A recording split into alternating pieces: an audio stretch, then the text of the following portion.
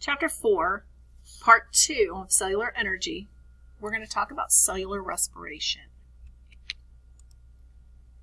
Key concept here, the overall process of cellular respiration is converting sugar into ATP. If you remember from the last part, we discussed ATP as being cellular currency. It's the energy that cells use by using oxygen to convert sugar into energy.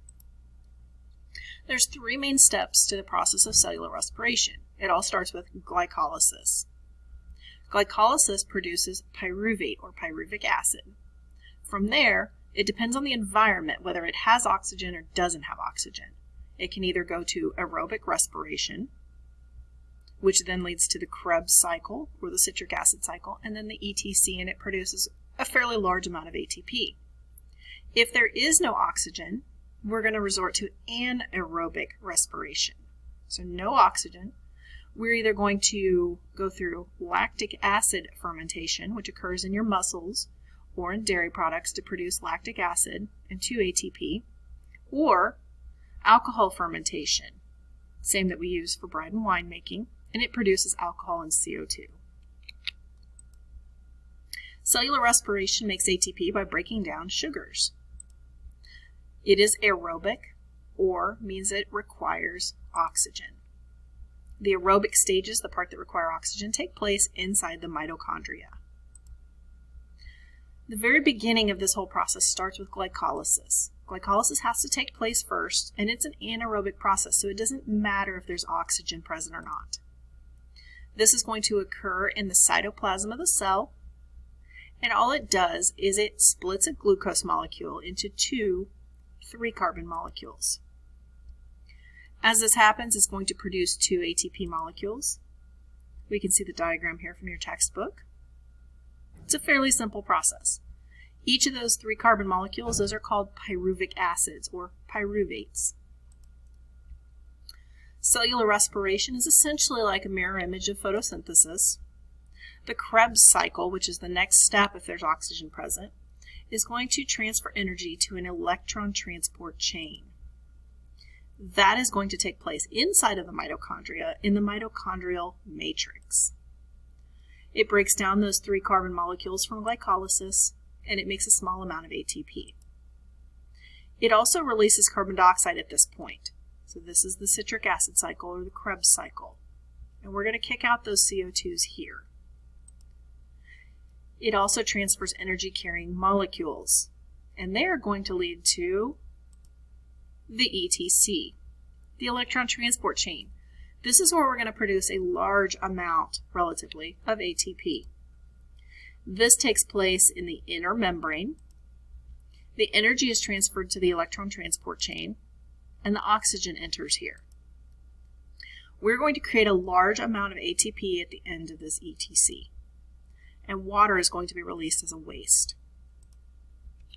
The equation for the overall process is the exact opposite of photosynthesis.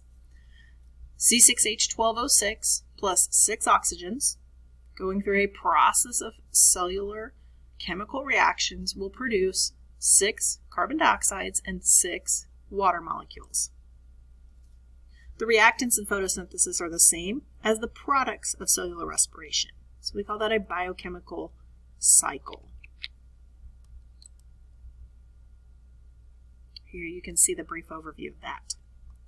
Next, we're going to dive into cellular respiration in detail. So we're going to get into the nitty-gritty. Cellular respiration is an aerobic process with 2 main stages. So remember, aerobic process with 2 main stages. Glycolysis was the first thing that happened, and that's an anaerobic process. It doesn't need oxygen to happen. Glycolysis occurs in the cytoplasm of a cell, where a 6-carbon glucose molecule that's broken down from the food that you ate earlier is then broken down into enzymes in a 3-carbon pyruvic acid. The execution of this process requires 2 ATP, and it produces 4 ATP, so we end up with a net gain of 2 ATP. The enzymes involved to remove hydrogen from the glucose, where they take these hydrogen atoms. In anaerobic respiration, the process will end here. Glucose is split into 2 molecules of pyruvic acid, the oxygen is present, pyruvic acid is broken down into other carbon compounds in the Krebs cycle. When it's not present, the pyruvic acid is broken down into lactic acid or ethanol and carbon dioxide.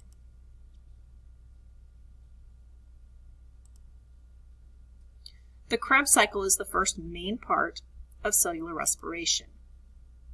When oxygen is present, respiration can harness more ATP from a single unit of glucose. The pyruvic acid from the glycolysis stage diffuses into a cell organelle called a mitochondrion. The plural form of that is mitochondria. These mitochondria are sausage-shaped structures that host a large surface area inside for this respiration or those enzymatic reactions to actually occur on. The pyruvic acid is then subject to more enzymes, which break it down into a 2-carbon compound, as seen here.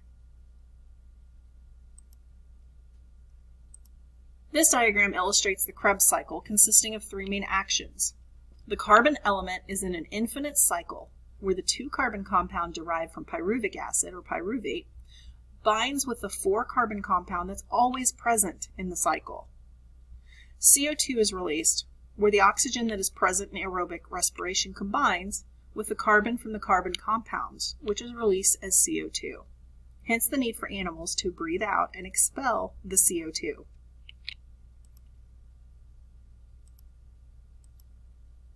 The Krebs cycle produces energy-carrying molecules.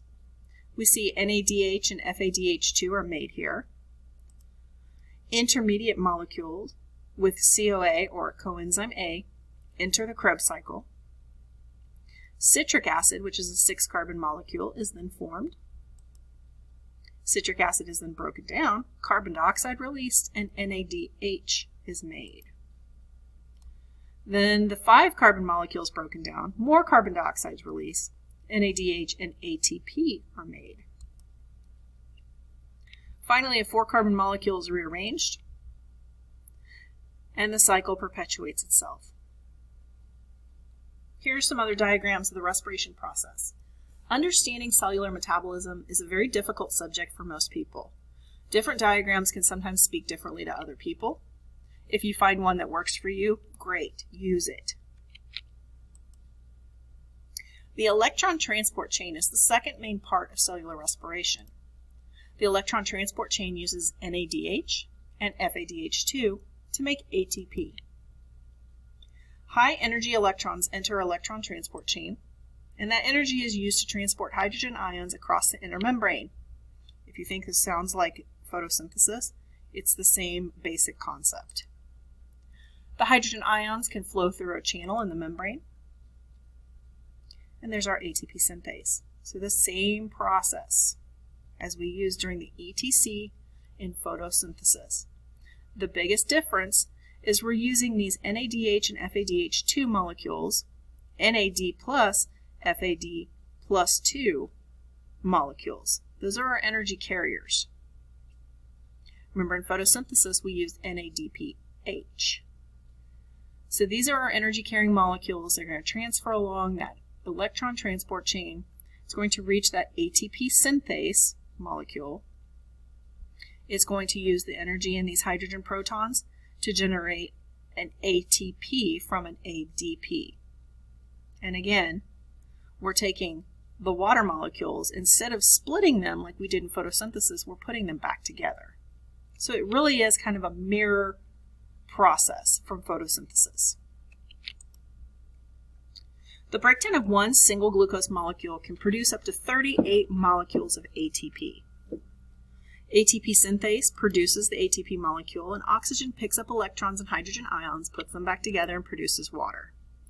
This is released as a waste product. Think about when you breathe on a cold mirror or cold glass. When you breathe out, it fogs up because you're producing water and you're expelling that when you breathe. So the ATP theoretical yield, now this changes a little bit depending on the cell, depending on the environment, but on average this is where all the ATP come from. So the net yield on average is 36 ATP at the very end. After glucose is broken into pyruvate, it's going to produce us a net of 2 ATP. And then these energy-carrying molecules are going to enter the Krebs cycle and the ETC, and we're going to end up with 36 ATP. So if we were comparing these processes, photosynthesis happens in the chloroplast, respiration happens in the mitochondria. Remember, the mitochondria is not the powerhouse of the cell. The mitochondria is the site of cellular respiration. So photosynthesis has to happen in the light, or at least the first part of it, whereas respiration happens all the time, even when you're sleeping. The input, carbon dioxide and water for photosynthesis, but respiration takes glucose and oxygen. The output is the inverse. Photosynthesis produces glucose and oxygen, and respiration produces carbon dioxide and water. The energy source is light for photosynthesis and chemical bonds for respiration. The energy result, photosynthesis stores energy and respiration releases it. So could we live without plants that go through photosynthesis? Absolutely not. We would have no way of converting light into stored energy. But could plants live without us? Definitely they could. And they did for millions of years before animals existed on Earth.